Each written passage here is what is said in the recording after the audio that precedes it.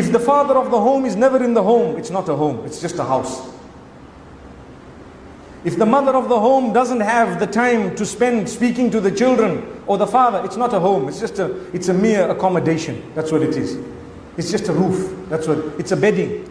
To make it a home, you need to have a family. To make it a family, you need to have communication. To be able to communicate, you need to spend time with each other. You need to put your phone aside. Turn off the Wi-Fi of your house, 10 o'clock at night, off. 9 o'clock at night, switch it off. So that you are not on your phone and your kids are also not. We tell our children, you are on the phone whole day, whole night. You know what? If they could, they would say, Mom, you're on the phone whole day, whole night, every day, every night. I'm only on it once in a while. But if mom says 9 o'clock, we turn it off, I'm off, you guys are off. Someone is dying, they will call you. They will phone you. I know the excuses. People say, no, I leave everything on because what if someone is dying? What if someone is dying? If they're dying, they will call you. There are so many ways of getting hold of you. But if you don't have time, because everything is to do with the internet, and why do you have a family? What's the point? You're wasting time. May Allah help us to help our children. May Allah help us to help ourselves and then help our children. And wallahi, my brothers and sisters, the globe is struggling today. People are being brainwashed into extremism. You know, one of the reasons is the family unit is no longer as solid as it was. If the family unit is solid and the communication is good and there is a decent understanding and we go to pray together and we go to listen to our lectures together, we will be able to guideline our children. We will be able to guide our children and go to places that are meaningful, where they will have a balanced upbringing and they don't have to resort to something that is bad and evil.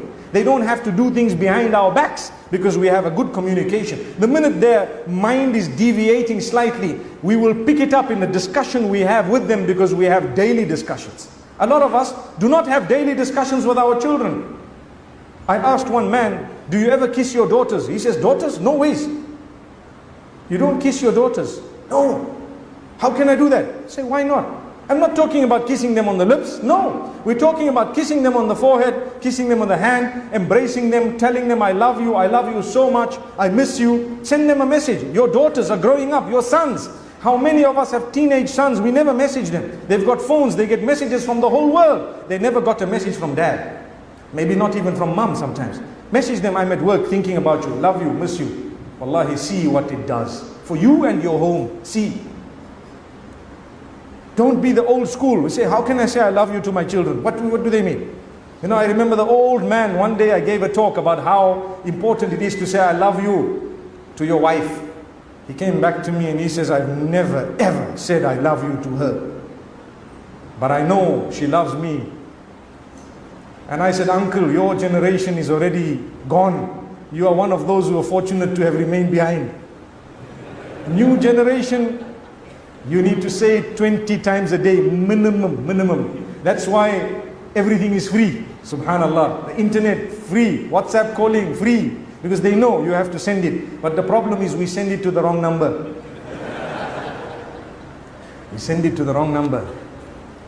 May Allah subhanahu wa ta'ala forgive us. Really. It's something important. Something good to learn. Remember to use your tongue. Just like dhikr of Allah is a very great act of worship. To say good words to your children is a very great act of worship. One day the Prophet ﷺ kissed Al-Hasan ibn Ali radiallahu anhu when he was a baby. That was his grandson. So Al-Aqra ibn Habis was sitting near him and he says, you kissed your grandson. I have 10 of them. I haven't kissed even one. The Prophet says, Man la yarham la yurham. Whoever doesn't show mercy will not be shown mercy. These are my children. These are my grandchildren. I will kiss them. So to kiss your children is a sunnah. It's an act of worship. It is an act of worship. If to kiss your children is an act of worship, imagine what type of an act of worship it would be to kiss your wife. Allahu Akbar. Or husband. MashaAllah.